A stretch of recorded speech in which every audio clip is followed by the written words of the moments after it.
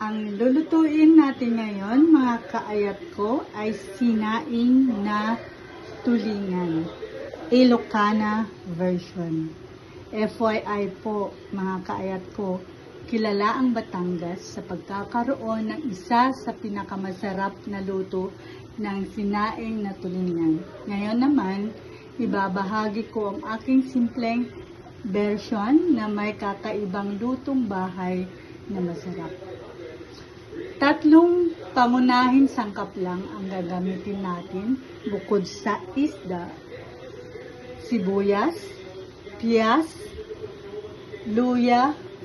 Sa mabagal at tamang pagluluto, manunuot ang natural na tamis ng sibuyas, asim ng piyas at ang bango ng luya sa bawat piraso ng tulingan, kaya lalong sumasarap at lumalalim ang lasa nito.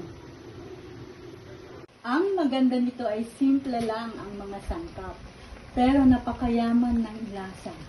Habang kumukulo, magsama-sama ang katas ng isda, sibuyas, kamyas at luya upang makabuo ng sabaw at sarsa na talagang mapapa-extra rice ka.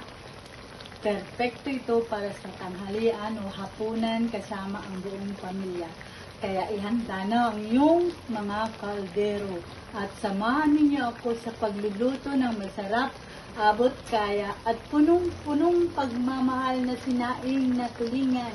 Kung mahilig kayo sa mga simpleng lutong bahay na siguradong uubusin ang kanin, huwag kalimutan mag-sign up sa ayatko.ph.